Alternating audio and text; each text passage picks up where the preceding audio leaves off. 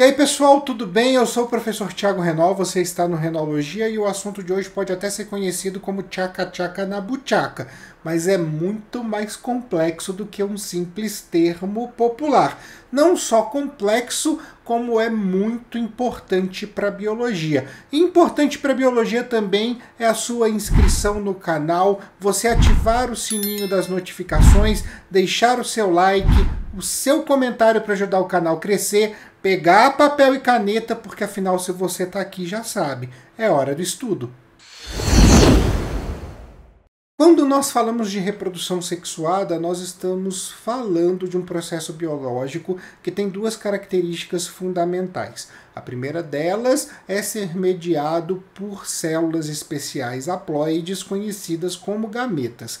E a segunda delas é apresentar o processo de fecundação, no qual os dois gametas vão se fundir, formando um novo organismo diploide com carga genética completamente nova. E é importante a gente dizer que a reprodução sexuada, que é característica de seres pluricelulares, não é, muitas vezes, a única forma apresentada por esses seres de reprodução. Ela não anula, em hipótese alguma, a presença de processos assexuados em muitos indivíduos, plantas e animais. E aí eu posso dar alguns exemplos que já foram citados no vídeo de reprodução assexuada. A gente tem, por exemplo, as planárias, as estrelas do mar, fazendo o processo de laceração, às vezes como estratégia para escapar de predador e tal, mas tendo aí o processo de laceração.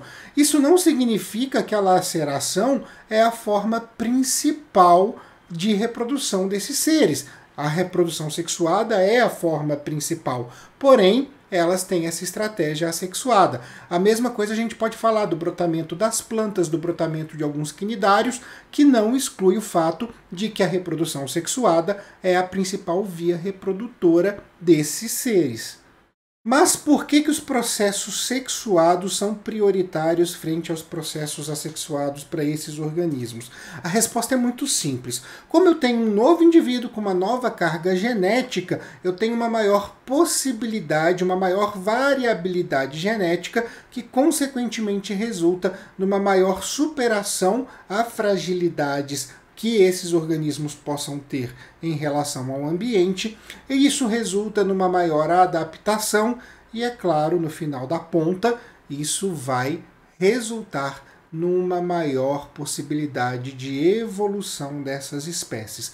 Então, mesmo que nós tenhamos alguns processos assexuados nos seres pluricelulares, o sexuado é prioritário e não se discute. A vantagem é muito grande para a gente poder desconsiderar.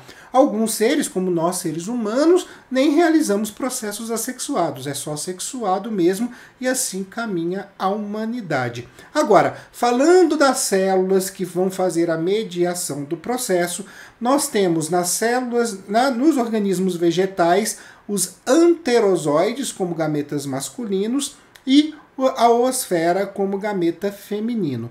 Já nos animais, o gameta masculino vai ser representado pelo espermatozoide, que é uma célula móvel. Se é móvel, a gente já sabe. É ela que vai caminhar até o gameta feminino. E o gameta feminino, então, por sua vez, é conhecido como ovócito ou, se você preferir, óvulo. E quem vai produzir esses gametas são órgãos especializados que nós conhecemos como gônadas. A gônada masculina é o testículo, pensando em nós seres humanos, ela que vai produzir os espermatozoides. A gônada feminina é o ovário, é ele que vai produzir os óvulos.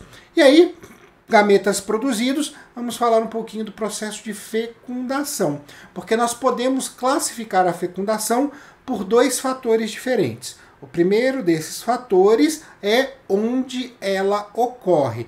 O segundo desses fatores é quem produz os gametas. Pensando em onde ela ocorre, nós temos a fecundação interna, para quando a fecundação acontece dentro do organismo, que é o nosso exemplo. O ser humano tem a fecundação acontecendo na tuba uterina, no organismo feminino. E nós temos a fecundação externa, que é quando os gametas são liberados no ambiente e a fecundação ocorre no próprio ambiente. Quando a gente fala de produção dos gametas, aí a gente pode ter o processo que a gente conhece como autofecundação, no qual o mesmo organismo produz tanto o gameta feminino quanto o gameta masculino e eles são capazes de se fecundar, ou a fecundação cruzada. Nesse caso, o organismo que produz o gameta masculino é diferente do organismo que produz o gameta feminino. Então, nós temos dois indivíduos da mesma espécie participando do processo de reprodução sexuada e a fecundação, então, envolve o gameta de um com o gameta de outro. Não é muito difícil. Agora, um segredinho que a fecundação traz é justamente a determinação sexual. É na fecundação que nós determinamos o sexo do próximo indivíduo, do novo indivíduo, o sexo da próxima geração. E isso acontece não porque a fecundação em si determina o sexo, é porque a maioria dos animais utiliza sistemas de determinação sexual por base de cromossomos.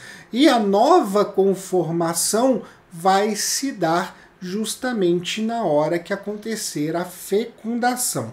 Para ficar um pouquinho mais claro, vamos falar dos principais sistemas que os animais utilizam para a determinação sexual. Sistema cromossômico, beleza? O primeiro deles, que é o nosso exemplo, que é o que nós utilizamos, é o sistema XY. Nesse caso, nós temos as mulheres com 2 cromossomos sexuais X e os homens com 2 cromossomos sexuais, sendo um X e um Y. E aí, por que a fecundação se torna importante? Prestem atenção.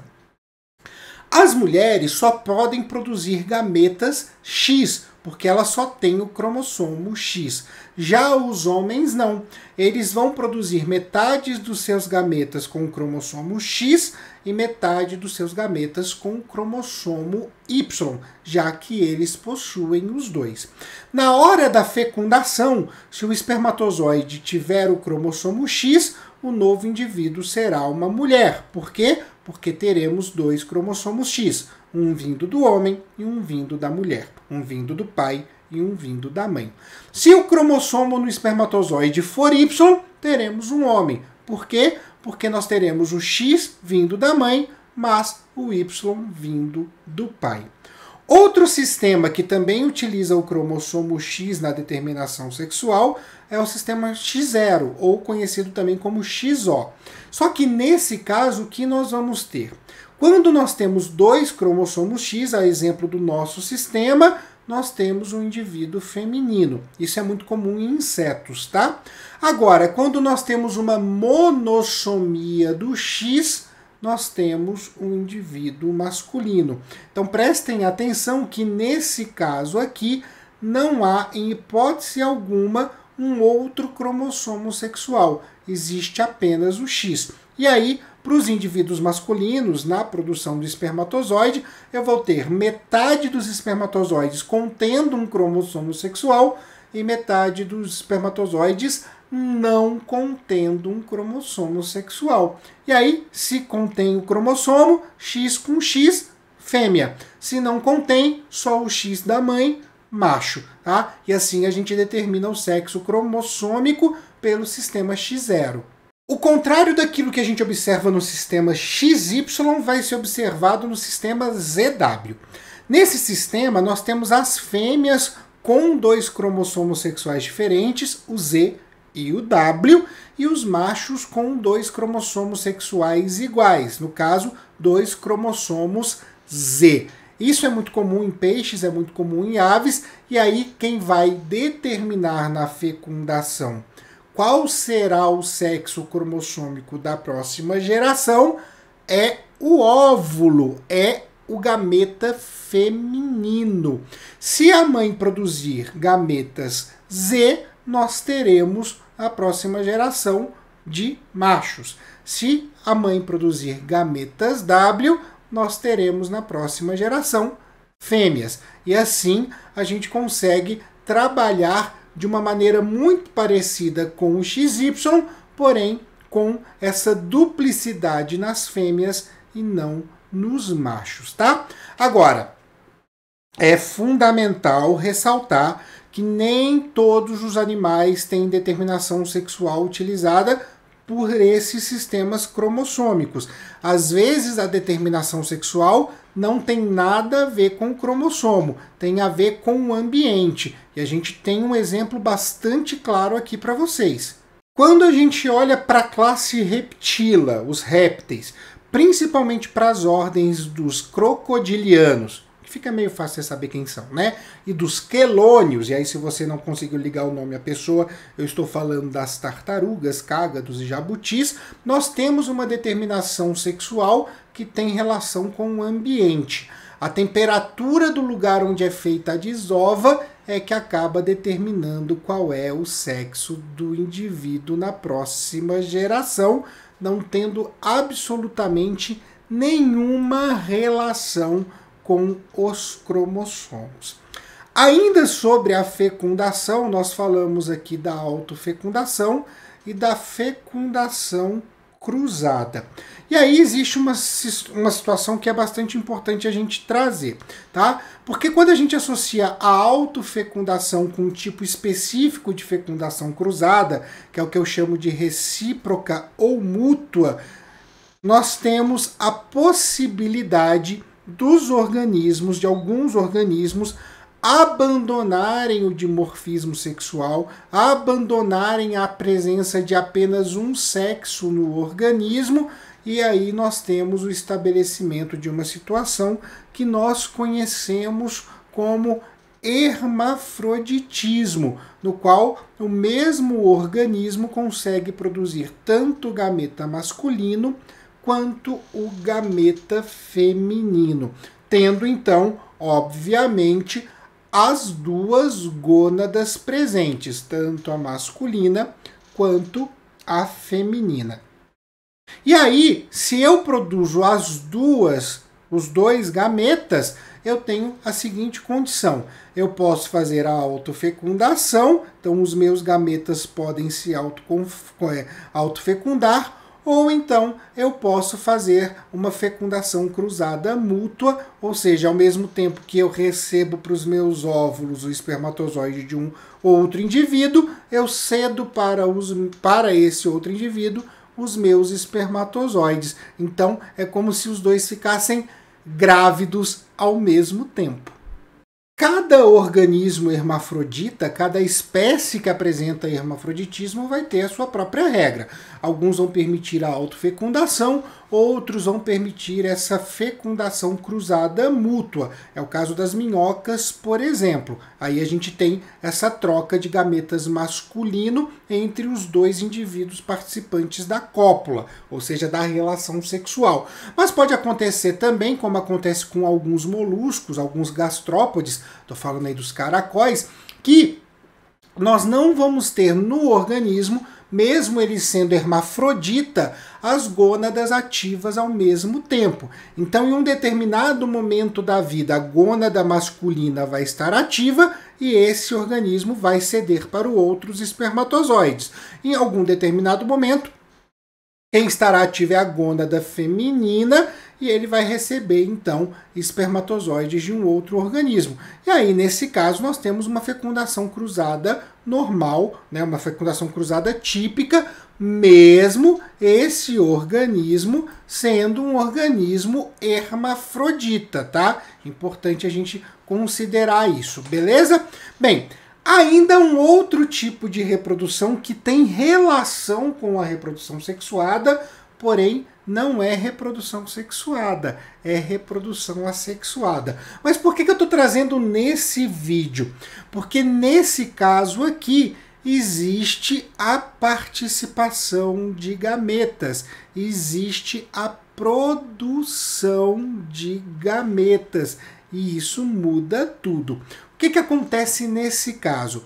O gameta ele é produzido pela gônada naturalmente, como acontece na reprodução sexuada.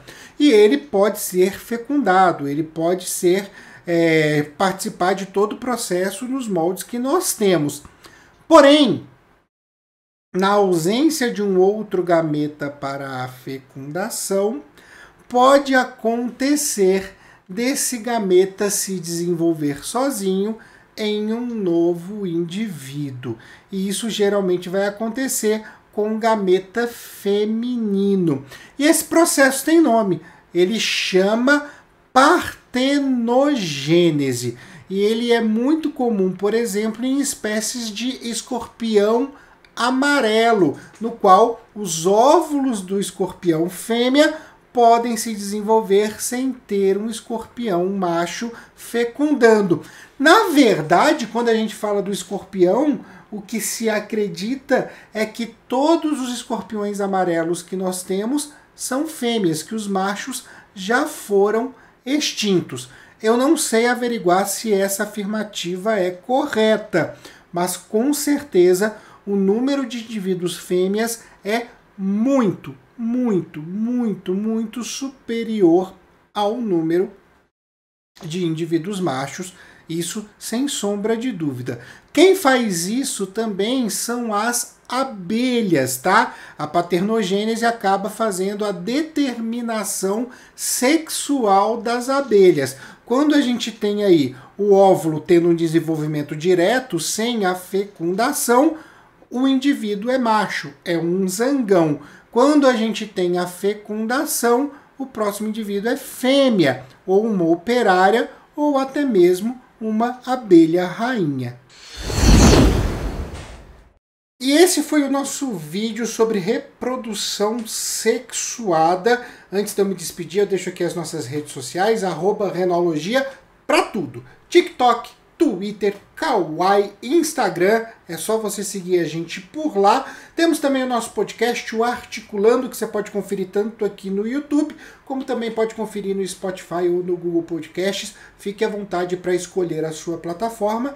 E é claro, eu deixo aquele carinhoso beijo para todos e para todas. Até a próxima!